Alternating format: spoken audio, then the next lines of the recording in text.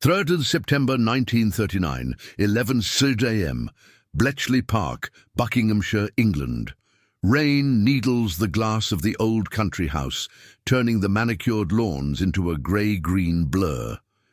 Inside, the air is heavy with the smell of damp wool, coal smoke and furniture polish that no longer quite masks the scent of too many people in too little space. In the entrance hall, beneath high ceilings and a chandelier that once lit weekend dances, a small group of new arrivals waits awkwardly. A classics don from Cambridge clutches a battered briefcase. A young woman in plain clothes, a brilliant linguist, watches everything with quick, curious eyes.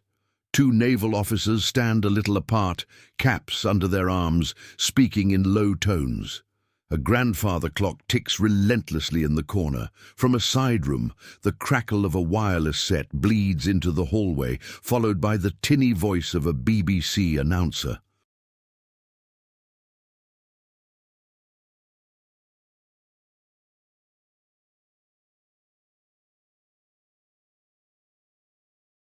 The words everyone has been bracing for arrive like a hammer blow through thin walls. Consequently, this country is at war with Germany. No one cheers. No one gasps. Instead, there is a small, shared silence. Coats are tightened. Files are shifted from one hand to another. Somewhere outside, a car door slams and boots crunch on gravel. Bletchley Park, this eccentric, slightly shabby mansion, is not yet the beating heart of Allied intelligence. It is a staging point, a question mark. The number of German messages that will pass through its rooms this week can be counted on fingers. A few intercepts here and there, some minor ciphers, a handful of routine signals, a thin thread of information held in trembling hands. No one here can see the future curve of that thread, how it will thicken into a cable strong enough to haul armies toward victory. All they know, on this grey September morning, is that their war will be fought with paper, pencils, and silence.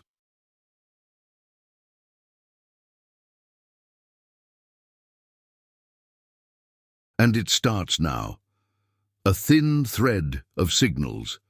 The first German messages that matter to Bletchley Park arrive not as ink on paper, but as faint scratches of sound in the headphones of men and women scattered along Britain's coasts.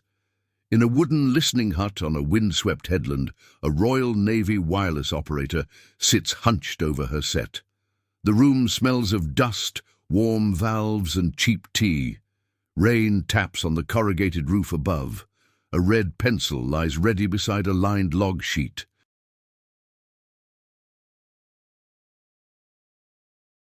Static roars in her ears, a constant grey ocean of noise.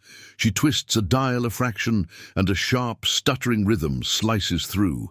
A Morse transmission, brisk and businesslike. Dots and dashes rattle down the line as an unseen German operator taps at his key somewhere over the horizon. Her hand moves quickly, almost without conscious thought. She writes the pattern in neat columns. Time, frequency, call sign, then the letters of the enciphered message. She doesn't know what it means.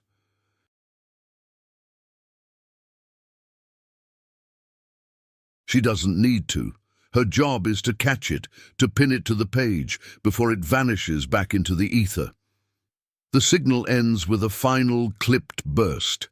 The room falls back into static. She tears off the sheet, adds a reference number, and passes it to a petty officer. Moments later, a teleprinter clatters to life, punching the intercept into a tape and sending it humming inland along telephone lines toward a name most operators still barely know: Bletchley Park.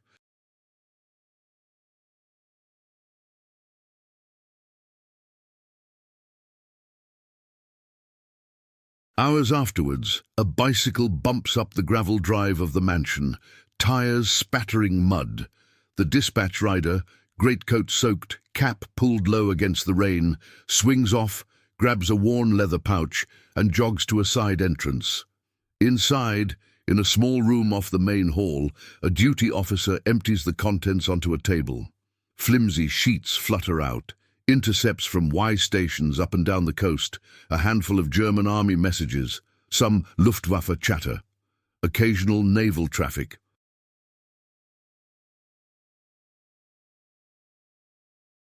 All of it jumbled, raw, lifeless. He sorts the stack, stamps them, and carries the chosen few down a corridor lined with fading portraits of former owners who never imagined their home could become a nerve center of secret war. In a cramped room at the end of the passage, a handful of civilians, an officer or two, and a scattering of clerks look up as he enters. "Fresh intercepts," he says, laying the papers down. Pens pause. A chair scrapes.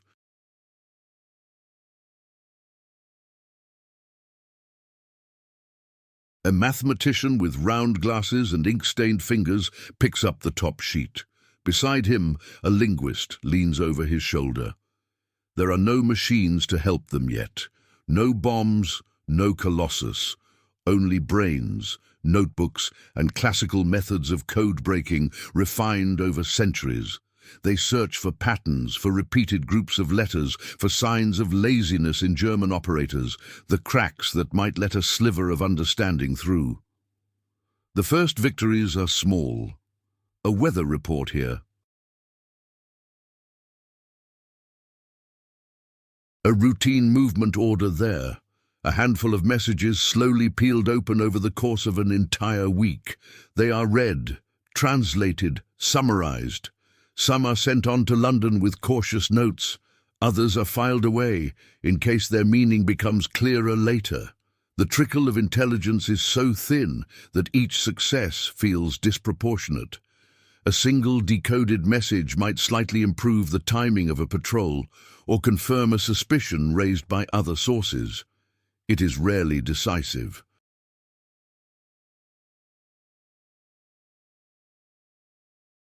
It is always cherished. In a side room, on a chalkboard stained grey with erasures, someone has sketched a strange diagram. 3 circles representing rotors, a row of sockets representing a plugboard. At the top, in large letters, a foreign word, enigma. Polish notes carried out of a country already swallowed by war lie spread across a table below. A small group bends over them.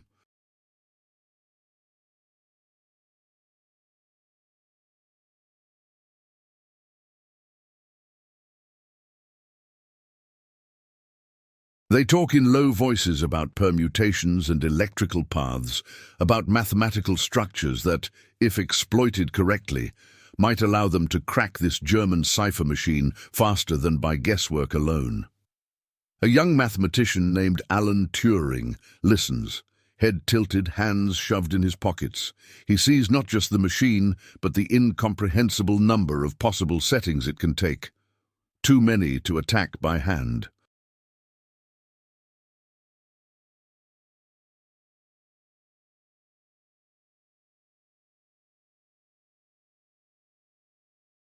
Too many for even the keenest minds, working around the clock to test one by one before the Germans change their keys again. In his notebook, he writes a thought that will change the war. We must build a machine to defeat a machine. For now, though, Bletchley Park is still a place of pencils and patience. The number of messages actually broken each week is measured in tens, not hundreds. The wire leading from the listening huts to this house feels thin, fragile.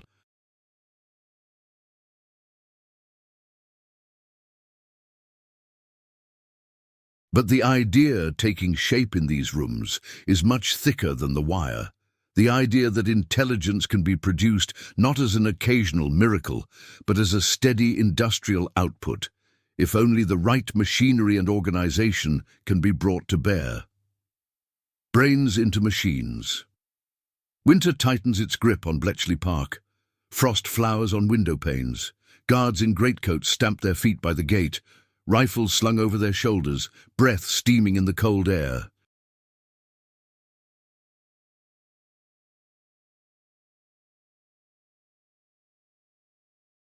The mansion's chimneys trail smoke into a pale sky. Inside, rooms are cramped and overheated. Blackout curtains hang heavy and dull, blocking any chink of light that might leak into the night. Desks multiply in hallways. Typewriters colonize spaces once meant for side tables and flower arrangements. In one of the outbuildings, the future is being sketched in chalk dust and cigarette smoke. Alan Turing stands at a blackboard, jacket slightly rumpled, hair never quite tamed.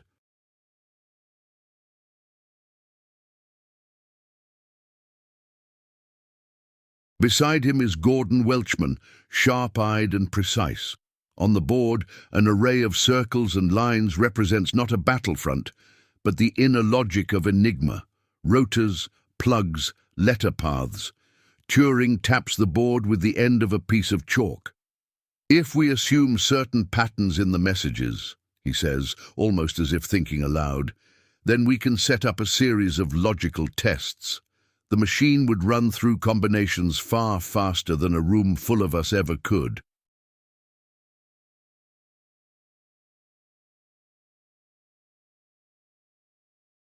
Provided we can build such a thing, Welchman replies dryly, and staff it and house it and feed it the right problems. The thing they are talking about will become the British bombe, an electromechanical monster designed to tear through Enigma settings at a speed no human team could match. When the first bombe stands ready, it fills a room like a caged animal. Tall as a man, long as a car, its front is lined with drums that mimic Enigma rotors. Cables snake into panels. Switches bristle. When dormant, it sits in imposing silence. When running, it becomes deafening. In a specially prepared room, the smell of oil and hot metal hangs in the air. Wooden floorboards vibrate faintly underfoot. A group of wrens, young women of the Women's Royal Naval Service, stand at their posts around the machine. One of them, cap pulled neatly over her hair, checks the plugboard connections against a sheet in her hand. Another confirms the starting positions of the drums.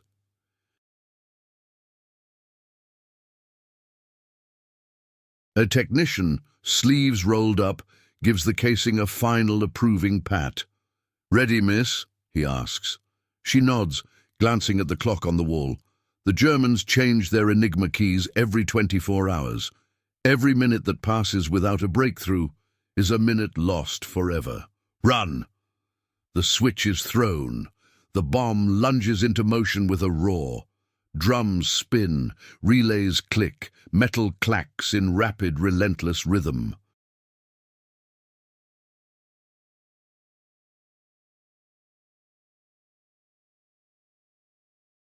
Lights blink and flicker as circuits test and discard configurations at blistering speed. The sound fills the room, a mechanical storm that makes conversation almost impossible. Here is the crucial distinction. The bombe does not read messages. It does not understand German or context or strategy. It is a filter.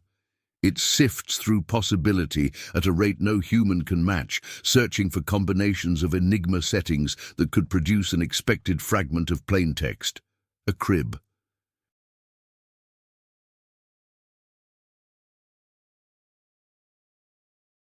When the machine hits on a promising combination, it stops with a heavy clunk.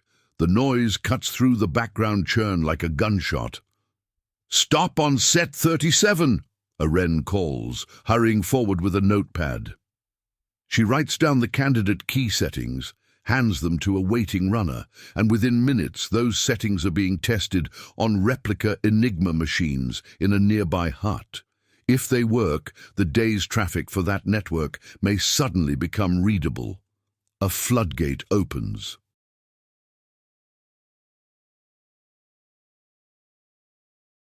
The impact is immediate.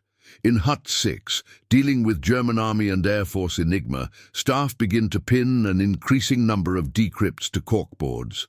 A decoded Luftwaffe operations order here. A report on a unit's fuel situation there.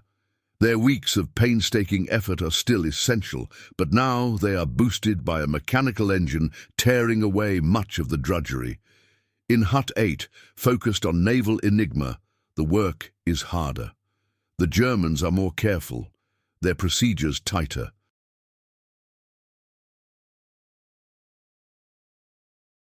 But even here, the bombs tilt the balance.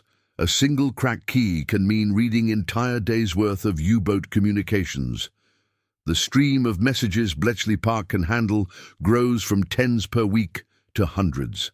Still a trickle by later standards. But the direction is clear. Outside, the larger war rages. The Battle of Britain turns the skies into killing grounds. The Blitz sets London ablaze night after night.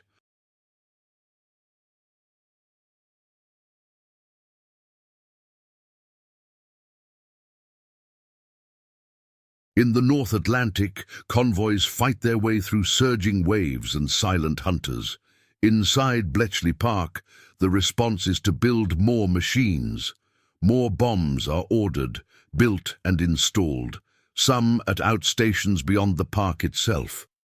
More huts rise on the grounds, wooden structures hammered together in mud and rain, their walls already too small the day they open.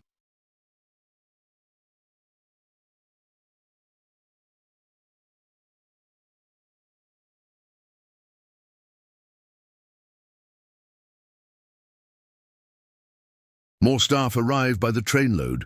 Mathematicians, linguists, crossword champions, and above all, the women who will become the backbone of this hidden factory. The mansion groans under the weight of cables, files, and fatigue. But the idea that started on a chalkboard is taking physical form. Bletchley Park is turning brains into machines, and machines into intelligence. The huts come alive. By 1941, the genteel country house has vanished beneath a layer of war.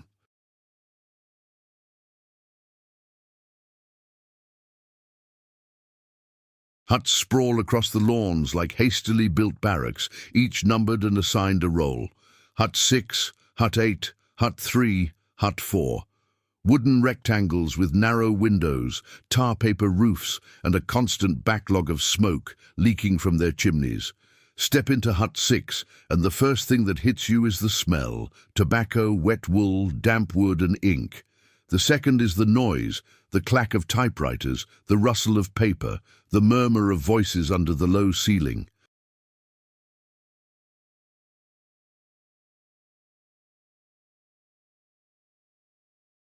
Desks crowd the room, each buried under piles of intercepts, crib sheets, and hand-drawn tables. On the walls, blackboards are dense with letter patterns, rotor settings, and half-erased calculations. A replica Enigma sits on one table, its rotors gleaming dully under a shaded lamp. Young men and women hunch over their work. A classicist who once translated Homer now hunts for recurring bigrams in German cipher.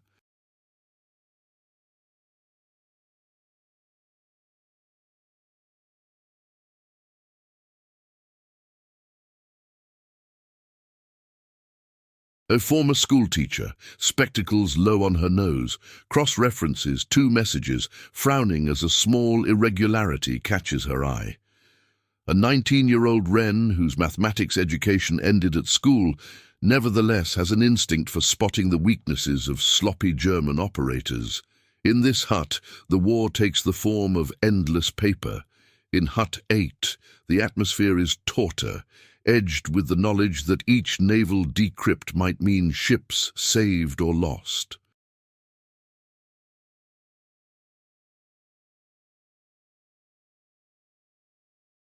Charts of the North Atlantic line the walls, pinpoints of red and blue marking convoys, U-boat sightings, suspected patrol lines. Here, Alan Turing and his colleagues wrestle with the Kriegsmarine's more secure versions of Enigma. The bombs have given them teeth, but the enemy's discipline and occasional procedural changes keep those teeth grinding constantly. Messages that do break yield gold. U-boat disposition reports, weather signals, orders for new patrol lines.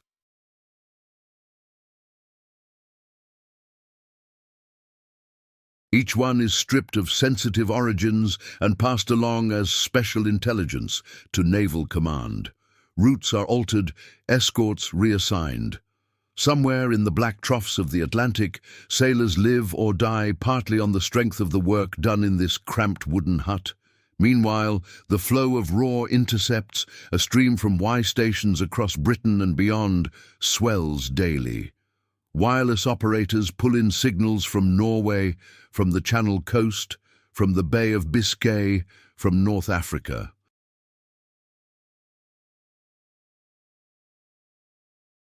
Teleprinters stutter and clank, carrying the intercepts into Bletchley in a constant stream. Dispatch riders arrive with bulging pouches at all hours, their motorcycles spattered with mud. The problem is no longer scarcity, it is overload. In a small office, an analyst pins up a chart showing the number of German messages intercepted and the number actually broken and read. The gap between the two lines grows wider every week.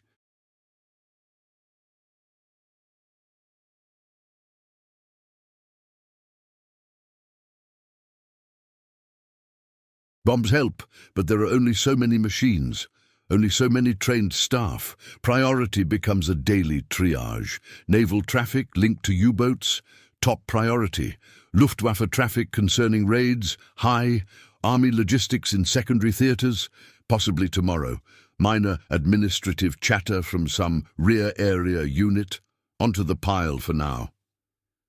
Gordon Welchman looks at the chart one evening and feels a knot tighten in his stomach.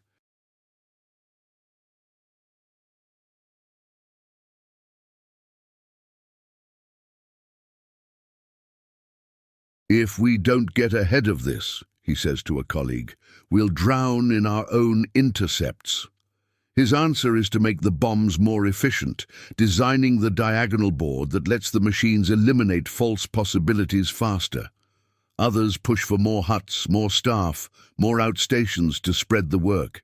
Signals are rerouted, workflows redesigned, responsibilities split and refined.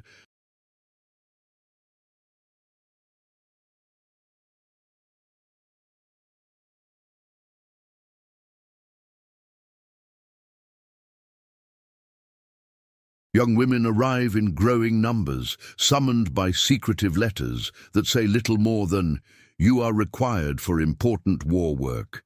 They step off trains with suitcases, nervous and curious, and find themselves assigned to machine rooms, clerical roles, index creation, traffic analysis. Many of them will never learn the full picture of what they are part of.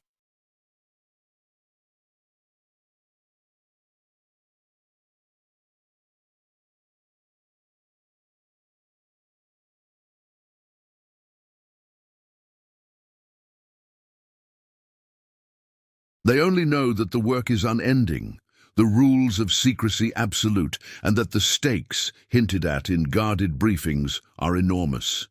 Schedules stretch, shifts lengthen. The park hums day and night. You walk between huts on duckboards laid over churned-up mud, breath fogging in cold air, blackout curtains glowing softly with light from inside. The sound of bombs, now installed in multiple locations, can be heard even before you reach their buildings, a constant metallic thunder.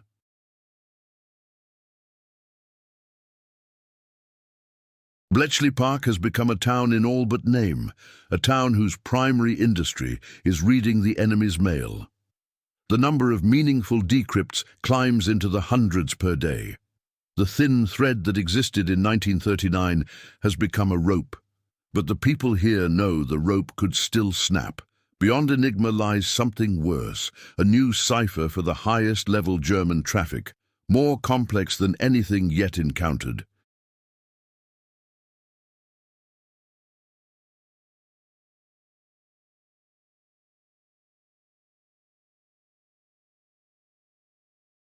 To meet it, Bletchley Park will have to move beyond electromechanical machines and into a realm that barely exists even as a concept, the realm of electronic computation. Machines against the invisible. The new enemy cipher is called Lorenz, known at Bletchley as Tunny. It is not used for routine field messages, but for high-level communications between Hitler's headquarters and army group commands.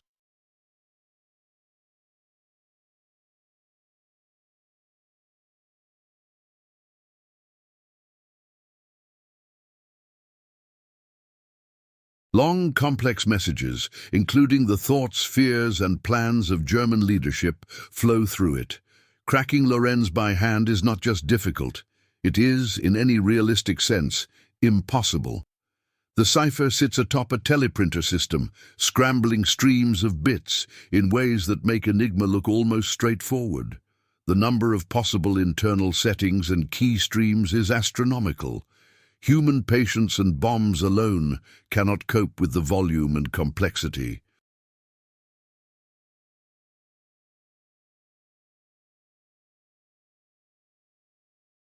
The answer begins its life in the mind of a post office engineer named Tommy Flowers. In a nondescript building away from the mansion, Flowers and his team fight a different kind of battle. Their enemy is not the Wehrmacht or the Kriegsmarine, but unreliability, heat, and the limits of contemporary electronics. They are building a machine whose defining feature is not gears or rotors, but vacuum tubes, valves that can switch electronics thousands of times per second.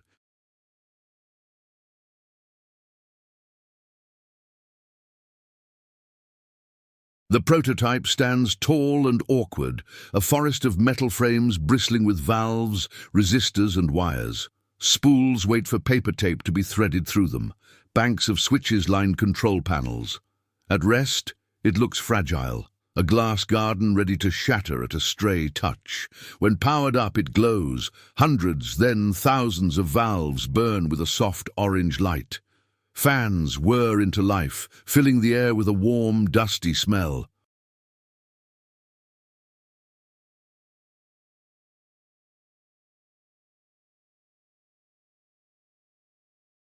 The hum of transformers and the faint crackle of high voltage seep into the room. This is Colossus, arguably the world's first large-scale programmable electronic computer, though no one here uses those words. WRNS operate it under Flowers' guidance.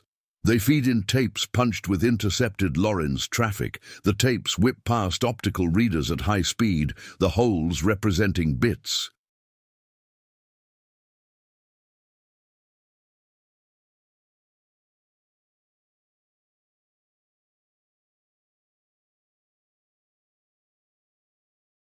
Colossus counts, compares and evaluates patterns in the data, looking for correlations that suggest particular key stream elements. What would take a team of human mathematicians weeks can now be accomplished in hours. A test run begins. "Ready with tape A," a Wren calls, holding the loop ready. "Start her up," Flowers replies, watching the valves carefully. The tape snaps into motion, a blur of paper threaded through the machine. Lights flash in rapid patterns across Colossus's face.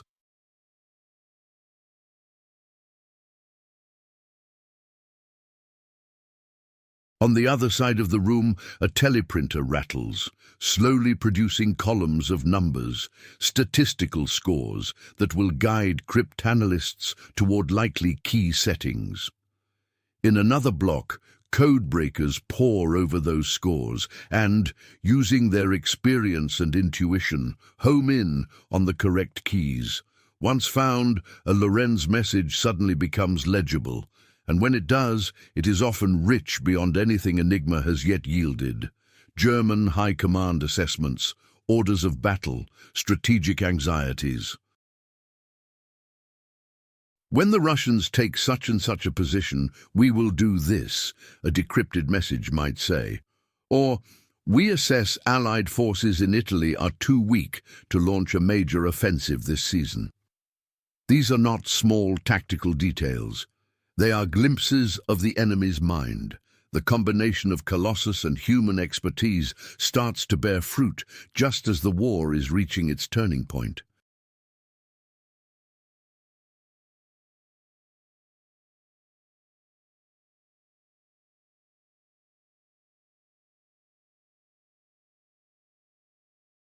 Bletchley Park now has two main streams of insight.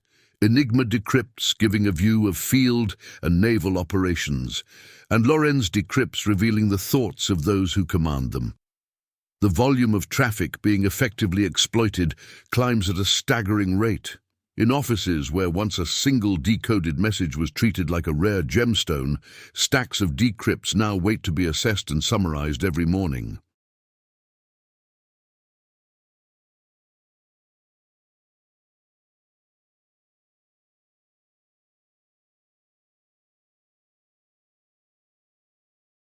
Analysts in Hut 3 and other sections sift through them, sorting the vital from the merely interesting. A Luftwaffe unit redeployed. A panzer division taken out of line for refit. An army group complaining about fuel. A directive warning of expected Allied landings. In the wrong place. Each line of text, once buried in layers of cipher, is now another thread feeding into a tapestry of understanding. And the machines keep getting faster.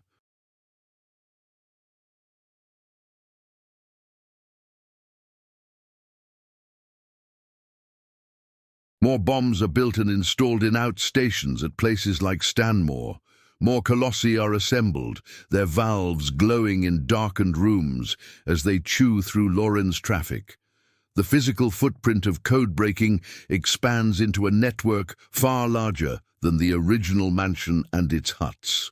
At Bletchley itself, workloads balloon, workflows adapt.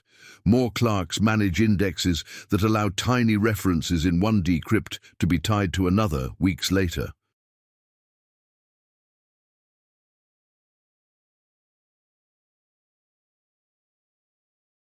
Traffic analysts chart networks, call signs, and frequencies to predict where new signals will appear. Linguists refine glossaries and abbreviations that let them read German military jargon as fluently as their own language. The thin little room that once handled all incoming intercepts bursts at the seams. New spaces are commandeered.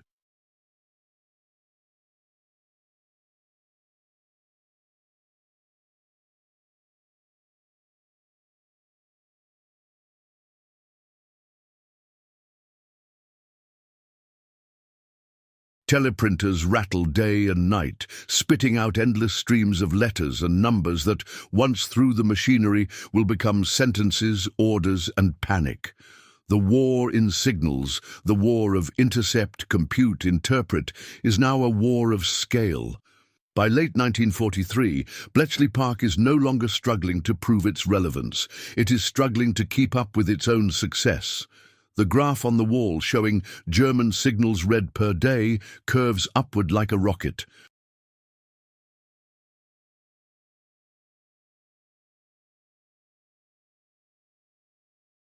Soon, the park will be eating around 3,000 German messages every 24 hours. Each one intercepted, broken by bomb or Colossus or hand, translated, analyzed, and sent onward to those who can use it. And just in time, because the Allies are preparing for the biggest gamble of the war, feeding the war early 1944. Across southern England, fields disappear under camouflage nets. Tanks and trucks huddle beneath hedgerows.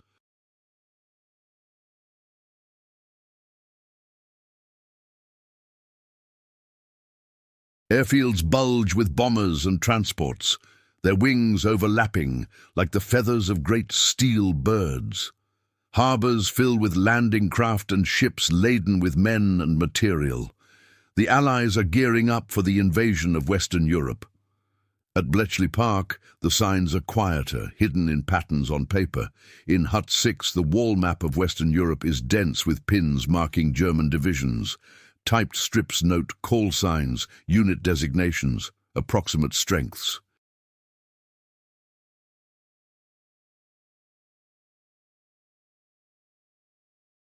Each slight movement recorded in decrypts, an engineer unit transferred, an anti-tank battalion reassigned, is reflected here. Each morning, analysts update the map with fresh Ultra, Enigma and WRNS messages decoded during the night. One decrypted message notes the arrival of a new German infantry division in the Pas-de-Calais region. Another mentions an armoured reserve being held behind that same sector. A third casually refers to coastal defence improvements, just not in Normandy. Meanwhile, in a Lorenz message read after a Colossus run, a senior German officer reassures his superiors that any landing in Normandy is likely to be a feint, with the main blow still expected at Calais.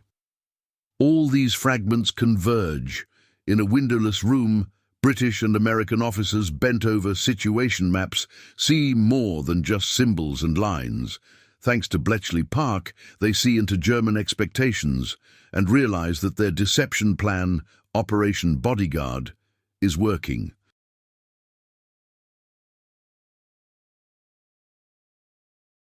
But the flow of messages is not just about deception. It is about the day-to-day functioning of the enemy war machine. Fuel reports, rail movement orders, repair schedules, supply dumps, requests for reinforcements, complaints about shortages or delays. Each decoded message adds another dot on the Allied picture of German capacity and intent. On average, around 3,000 German signals a day feed this picture now. In the signal rooms, new intercepts arrive constantly.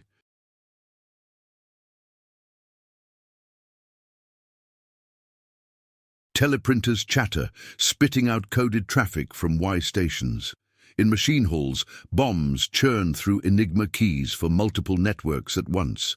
In the blocks where Colossus stands, tapes spin and valves glow as Lorenz links are stripped bare. From there, decrypts flood into huts and offices. A young woman in a cardigan and skirt sits at a typewriter in Hut 3, translating a fresh Enigma decrypt about airfield usage in northern France.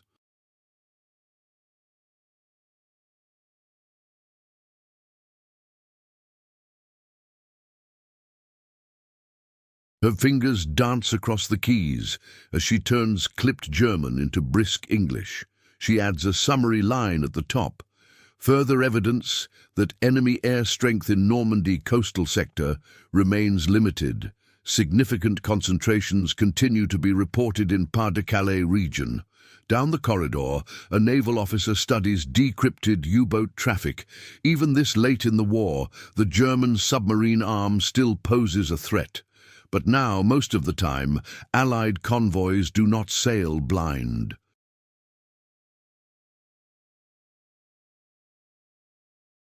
U-boat patrol schedules, resupply points, and base repair timetables often reach Allied hands within hours of being transmitted. In a map room at Western approaches, this intelligence turns into pencil lines on charts, subtle course changes, and orders barked into telephones. A convoy inches past a patrol line it never sees because Bletchley Park already saw it on paper.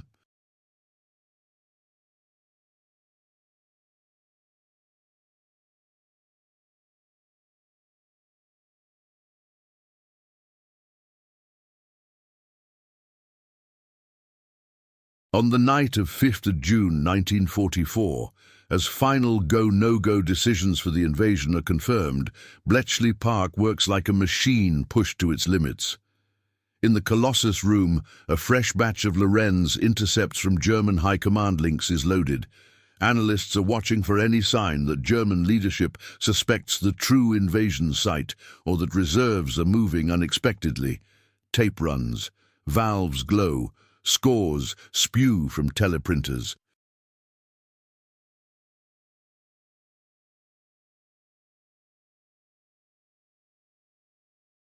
Elsewhere, huts monitoring German coastal and tactical networks search for evidence of sudden, large-scale movement, divisions rushing to Normandy or being pulled there from Calais or elsewhere.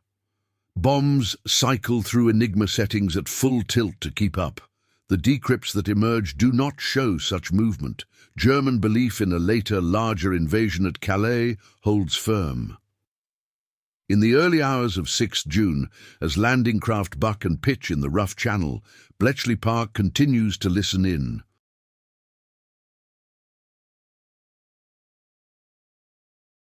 Reports from German local commanders, confused and contradictory, begin to appear in decrypted form. Some treat the Normandy landings as the main invasion. Others insist it is a diversion. Messages asking for permission to release armored reserves are delayed in command chains that still expect another blow elsewhere.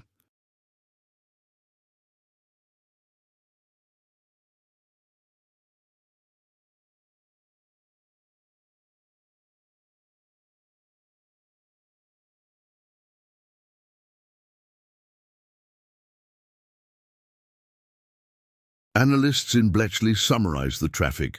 Enemy operational confusion evident. Significant elements of German high command appear to continue to regard Pas-de-Calais as probable main invasion sector. Those sentences make their way in sanitized form into the hands of Allied leaders. They confirm what patrols and reconnaissance photos and other sources have suggested. The Germans are paralyzed by their own expectations.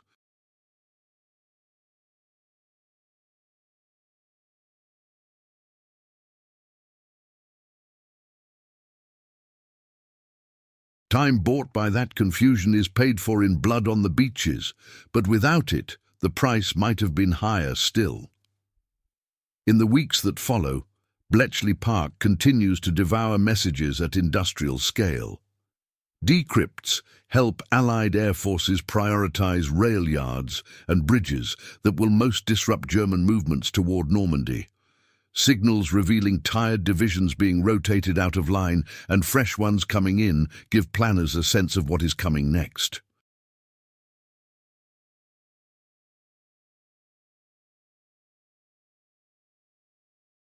Messages about fuel shortages tell a story of German tanks increasingly stranded by logistics rather than enemy fire. Beyond France, the river of intelligence touches every front. In Italy, decrypts reveal the strain on German forces holding the Apennines. In the Balkans, they show attempts to suppress partisans tying down troops that might otherwise reinforce elsewhere.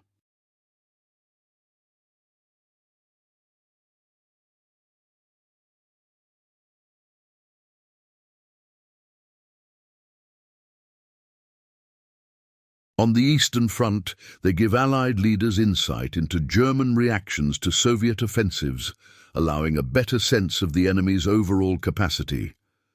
Each day, the park's internal logs tally breakdowns like this: messages intercepted, tens of thousands; messages selected for attack, many thousands; messages successfully broken and translated, around 3,000. Those 3,000 are the cream, the most relevant, the most urgent, the most informative.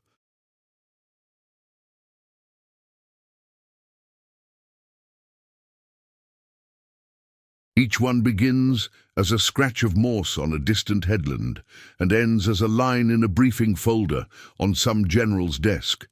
Many who handle the paper in between never see the battlefields their work shapes, but the war feels their presence. From whisper to roar, May 1945. The war in Europe shudders to an end. In London, crowds surge around Buckingham Palace, faces lit by bonfires and the flash of newsreel cameras. In New York, ticker tape flutters down between skyscrapers. In ruined German cities, the silence of surrender settles over shattered streets. At Bletchley Park, the scene is quieter. In the huts and blocks, people hear the news on wireless sets in canteens and offices. Someone lets out a small cheer. Someone else begins to cry softly into her hands. Most simply, stand still for a moment, staring at nothing, trying to absorb the idea that the relentless flow of signals, shifts and deadlines might finally slow. Work does not stop immediately. Messages still come in. The machinery does not know the war is over, but the tempo eases. The urgency that has been the background hum of every waking hour for years begins to recede. Then comes the meeting. Staff gather where they can. crowded into rooms that once held too many desks, too many files. A senior officer stands at the front, a sheet of paper in his hand. "You have done work here," he says, "which has shortened the war and saved many lives." A ripple passes through the room.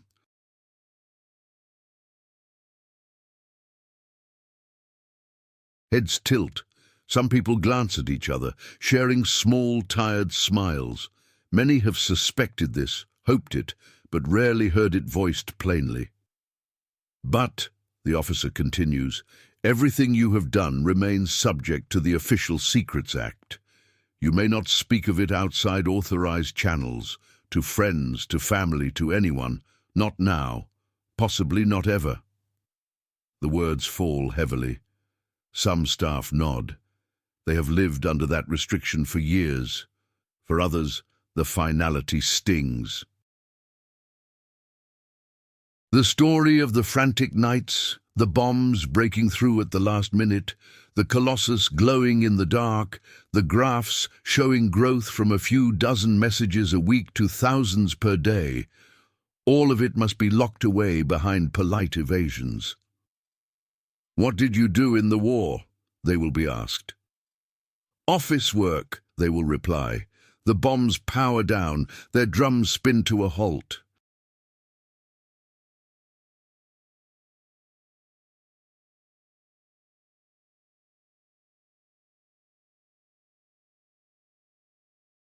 In time, most will be dismantled, their parts reused or scrapped, their contribution erased from public view for decades. Colossi suffer the same fate, broken up, their designs buried under classification markings. Huts empty, desks are cleared.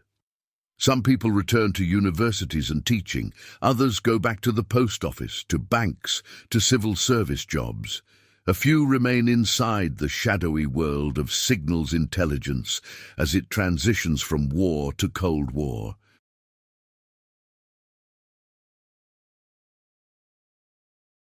For years, Bletchley Park sinks back into a kind of anonymity. Grass grows where duckboards once lay. The mansion looks again like the eccentric country house it was before the war. Strangers walking through the grounds might have no idea that this ordinary-looking place once devoured the secrets of an empire day after day. Only much later, as files are declassified and memoirs carefully approved, does the true scale of what happened here become public. When it does, the contrast is staggering.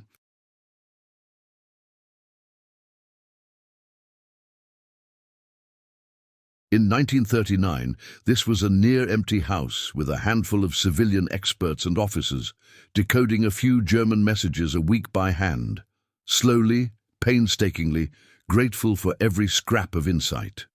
By 1944, it was the heart of a vast intelligence machine, linked to outstations and listening posts across Britain and beyond, using bombs and electronic computers to read around 3,000 German signals every day.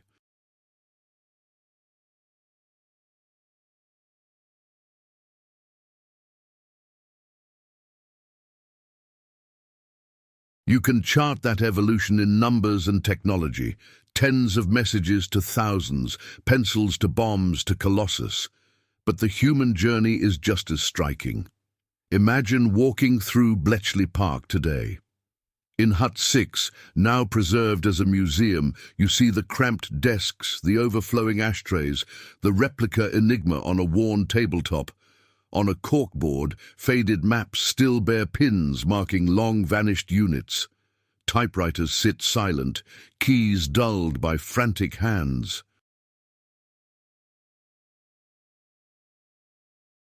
In Hut 8, you stand before a chart of the North Atlantic, tiny flags pinned where convoys once crept and U-boats lurked. You picture the codebreakers hunched over cipher logs, trying to claw back the advantage in those dark moments of 1942, when naval enigma shifted under their feet. In Block H, you face Colossus, rebuilt, its valves warm and humming, paper tape flickering through its readers.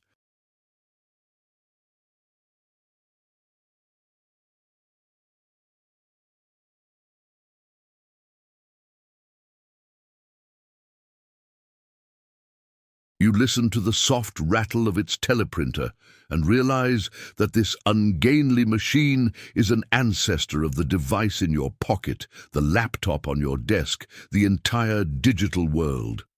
Then you step back outside, onto the lawn where dispatch riders once gunned their engines, and wrens hurried between huts in the rain, clutching folders marked "Most Secret."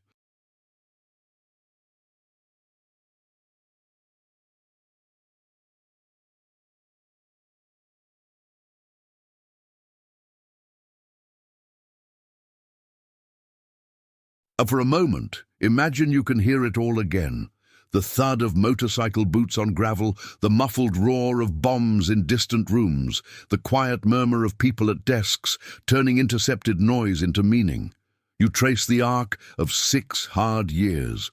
From the first thin whisper of German Morse in a coastal hut, one operator, one sheet of paper, one message, to a deafening roar of signals processed, analyzed, and fed into Allied strategy on a scale no one in 1939 could have imagined.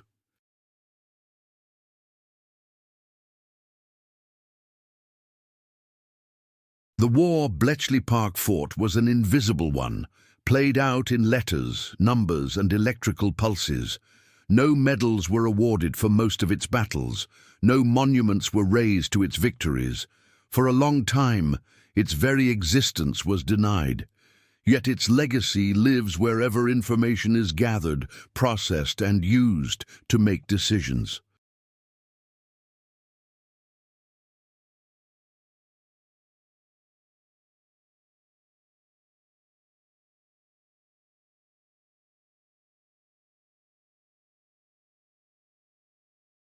It lives in the notion that brains and machines together can reveal patterns in chaos, and that, in the right hands, those patterns can change the fate of nations. It began with a few dozen messages a week. By 1944, Bletchley Park was eating 3,000 German signals a day, and somewhere between those two numbers lies the story of how a quiet English mansion helped turn the tide of the greatest war the world has ever seen.